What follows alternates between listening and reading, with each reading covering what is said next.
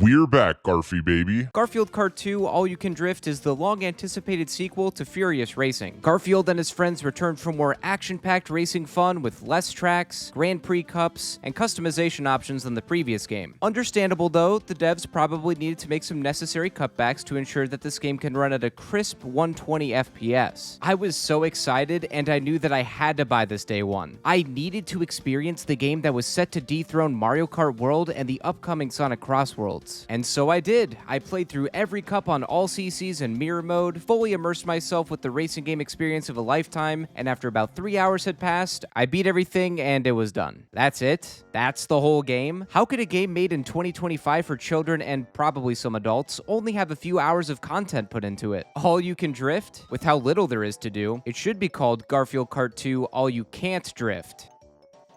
Wait a minute. That gives me an idea. Like Furious Racing, you unlock new custom car parts as you play through the Grand Prix. Mixing and matching parts will change your character's stats. And since this game boasts drifting, what if we crafted a character with the lowest handling possible and just didn't drift at all? Here's where my main man John Arbuckle comes into play. Aside from being incredibly handsome, he's a heavy character with the lowest traction and acceleration base stats in the game. Well, the same could be said for Big Dog, but who the hell even is that guy? After wasting some more hours of my life playing through the Grand Prix over and over again, I unlocked everything and was able to get John's speed, acceleration, and traction stats as low as they could go. So now let's see if you can beat Garfield Kart 2 All You Can Drift without drifting. For this challenge, I'm going to try and complete every cup on 150cc in mirror mode. There is a 100cc, but it seems a bit pointless to race in the slower mode when the faster, more difficult ones are available. Now, before we begin, let me catch you up on some Garfield Kart 2 facts. There are 3 weight classes, which are light, medium, and heavy. They all have different base stats, and I wanted to get a feel for each class to see if there were any significant differences. And well, coming to my own conclusions, the character stats mean almost nothing. John with lower acceleration but high speed pretty much performed about the same as Squeak, who has higher acceleration and lower speed. We're talking less than a second of lap difference in the same time trial track. Aside from the basics, there's a weight stat, which allegedly affects how quickly you recover from being hit by an item. The higher the weight, the quicker the recovery will be. That's just what someone in my chat told me. There's literally no proper stat descriptions or info anywhere as of making this video, so take that with a grain of salt. The only real difference I noticed was in the traction and acceleration, so that's why I went with a heavy character like John. For the gameplay,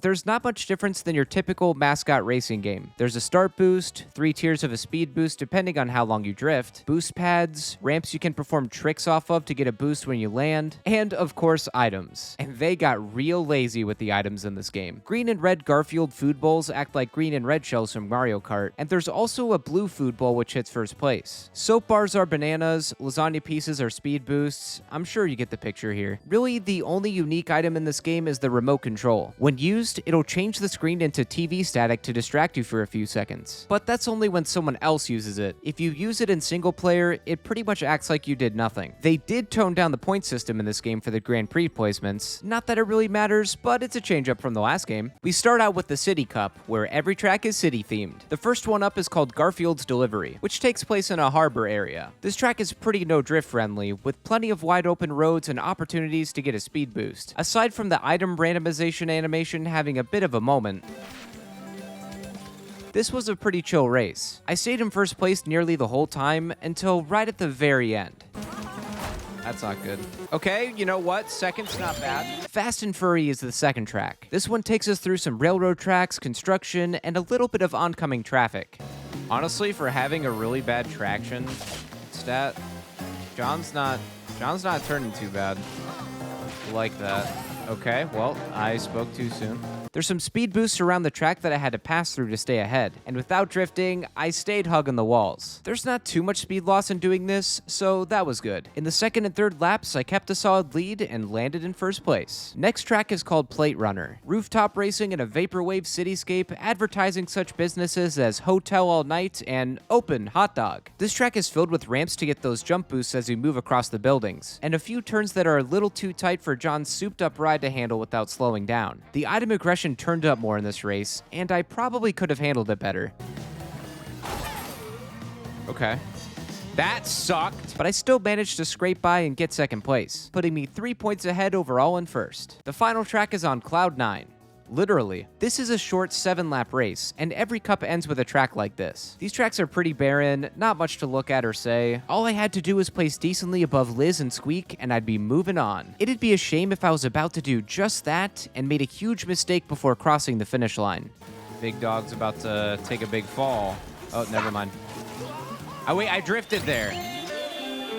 Did you see it? I called it out, but if you blinked, you may have missed it. Let's go back. Yep, right there. I accidentally jumped and made a small drift right before the cup was all over. Now, any human being with some sense would probably either not worry about this little mistake or edit it out in hopes that nobody goes back and watches the archive stream because, in all honesty, who cares? It's no big deal. But you know what? I cares. So yeah, I'm gonna redo this. But for now, we're moving on to the Pirate Cup. It should be no surprise that the tracks here are pirate themed, starting out with Grumpy Volcano. It begins on the beach, followed by speeding past the charred remains of trees and around volcanic rocks. This track was another one where the frustration didn't lie with the fact that I wasn't drifting, but more in the item dumps the CPUs force you to endure.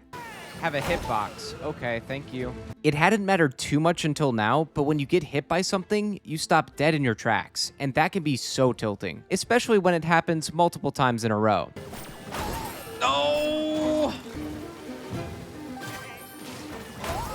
Oh my god, no way. No way. No way! Yeah, so I got Garfield Karted. 8th place only gets you 1 point, and that pretty much means game over. But I kept it going. The next track has the foreshadowing title of Sobbing Skull Island. You get a beautiful sight of the skull and waterworks, and then travel inside of it to gaze upon shiny rocks and precious booty. The rest of the race puts us through a jungle, and crossing into the second lap, I drifted again. Alright, I drifted again. You know what? It's fine. So after resetting and running through Grumpy Volcano again, getting 5th place... Oh, me! It was back to the skull where I'd hit a couple of walls and some stalagmites, but managed to pull off 2nd place. Going into new territory, we have our own level, Davy John's Cove. Nighttime driving through a small dockside town, and oh my god. The music in this level is like something out of a JRPG.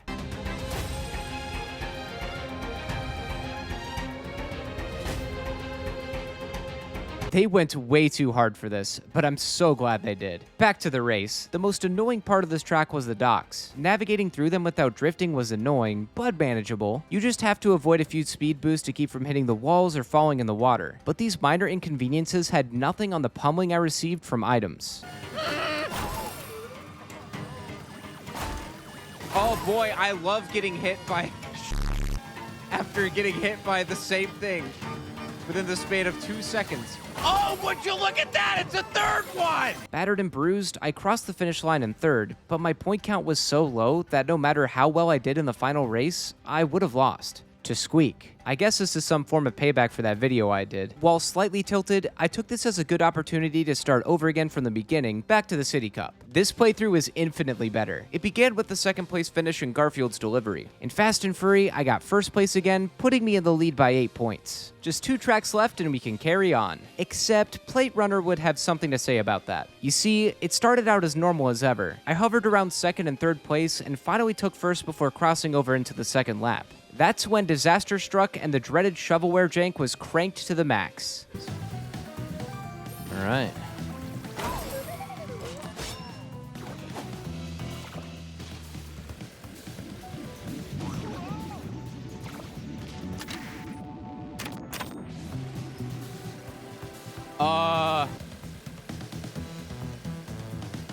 Oh my god, no way it just did that! Yeah, so somehow getting knocked off the roof over here caused me to respawn all the way back here, and the game couldn't register where I was because it still said that I was 1st place on the 2nd lap. So here I am at the time thinking I found some kind of sick speedrun strat, but it turned out that after passing through to the supposed 3rd lap, I was actually still in the 2nd lap, and the game corrected my position. Of course, I wasn't thrilled by this. By no surprise, I did the drive of shame and finished in 8th place. That put me 5 points behind Odie, which isn't a whole lot, but if he manages to place in the top 4 on the final race, even if I got 1st, I'd be right back to square one. Wouldn't it suck if I somehow bombed the final race again? This is not a joke. I want to be very clear with you all. I don't know how or why, but it felt like this race was cursed. I spent my time sitting back in the bowels of 6th and below, and it wasn't due to item spam or cheap respawns. Everyone else was just cruising past me without a care in the world. That's just what happens when you don't drift in Garfield Kart 2, I guess. But what's another try at the very first cup in the game? This time, I got first place in every race except for Cloud9, where I finished in 2nd. Finally, progress. Back at the Grumpy Volcano in the Pirate Cup, I almost got Garfield Karted once again before finishing the race, but managed to hobble in the 4th. In Sobbing Skull Island, I fared much better and kept up in the top 3. By the final lap, I was in first place and closing in on the end of the race. That's when a red food bowl set its sights on me. To my surprise, I was spared a cruel fate, and finished the race relatively unscathed. Through Davy John's Cove, I played it extra safe around the docks and only hit a wall once. In the final lap, I was in first place and thought it was time to throw caution to the wind and performed a risky, time-saving move. Oh, the skip! You see that? I also had a sudden realization about the food bowls right before the race was over. I don't know what happened there. I panicked, and now I'm holding on to this plate of mashed potatoes for dear life. Why does it look like mashed potato? Either way, first place was mine, and I was ahead by 9 points. The last race is in an exchange of courtesies. It's a track between 2 pirate ships, but just the decks. Not much to say, except I made sure to beat my out-of-bounds quota, and after rebounding and keeping up in first place, I almost completely blew it in the last lap. Please! No! Wait.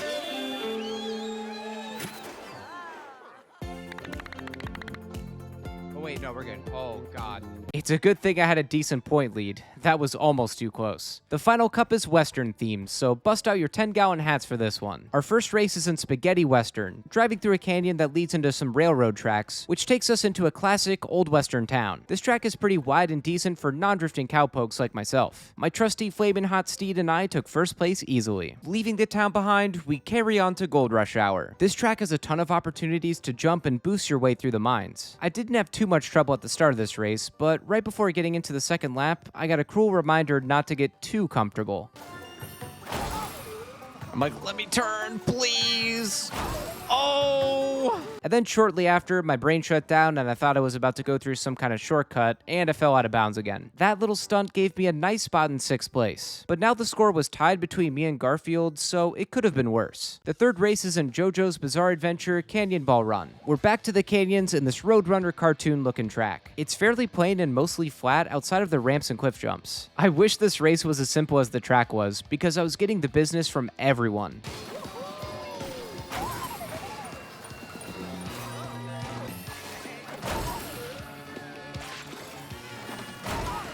Dude, come on. I wouldn't say the AI in this game is smart, but occasionally they'll mess you up at the worst possible times. I couldn't quite catch a break here, and now my point count was pretty low. But gold trophy dreams were still within my grasp, and I had to hang on and do my best for one more race. We finished the cup at Odie's dig site, and the track is shaped like a bone. I love that. It's also got some very chill music. Kinda gave me Mario Party vibes. This race wasn't long, but it was a nail-biter towards the end.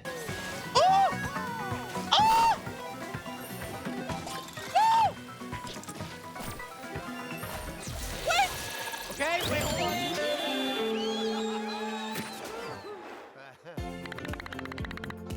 All right, it's tied. Is it tied? Who wins? Damn it! Even though I got first, I tied with Big Dog. At the end, the judges decided to give me 2nd place. I'm not entirely sure why, but I'm guessing it must have something to do with track times. Going through it once more, I had a piss-poor performance in Spaghetti Western, but got first place in every race after that with almost no problems. Well, except for a few in Gold Rush Hour. Lovely. All that leaves now is mirror mode. I'm sure you're all dying to hear me describe in great detail the trials and tribulations that came with playing through this. But in all actuality, it's just the same 3 cups on 150cc, except everything is mirrored. No secret 200cc, no added difficulty, or anything like that. Actually, it was way easier than racing in the normal 150cc cups. Now, I didn't get first place on every track, but I did manage to win every cup fairly effortlessly. With all the gold trophies earned, we're put back in the main menu screen with no no credits roll, proving that you can beat Garfield Kart 2 all you can drift without drifting. Thank you all so much for watching. This challenge was about as expected. Some difficulty spikes here and there with the item spam along with occasional jankiness that comes with shovelware games, but overall not too tough. I previously gave some comparisons between this game and Furious Racing, and here are my final thoughts. Garfield Kart 2 is both an upgrade and a downgrade from its predecessor. The gameplay is mostly solid for what it is, and the 3D models and art compared to the first game are undeniably better. But the music. Everybody behind this soundtrack deserves a raise, because that was undeniably the best thing about this game. I encourage you all to give this soundtrack a listen. It will not disappoint. Now, where it falls flat is the overall content. 3 cups with 4 tracks, and 3 out of those 4 are just baby parks in different themed areas. No additions to the roster, and getting rid of Harry for Big Dog. Sequels, especially when it comes to the kart racing genre, will typically add more things. And the lack of additions outside of the kart and character customization options left me feeling like Garfield on a Monday with no lasagna. Now, it's far from the worst game I've ever played. Okay for a quick playthrough, but if you're gonna pick this one up, wait for a sale. It's definitely an on-sale worthy game. Be sure to hit the like button if you enjoyed this video. Also, I stream all of my challenge runs live on my Twitch channel and here on YouTube. If you'd like to check that out, be sure to subscribe or follow me on Twitch. The link to my Twitch channel, along with links to my other social media accounts, can be found in the description. If there's a challenge run you'd like to see, you can also check out the description for a direct link where you can submit your ideas. Thanks again for watching, everyone. See you in the next video. Exchange of courtesies. I'm an idiot. I can't say courtesy.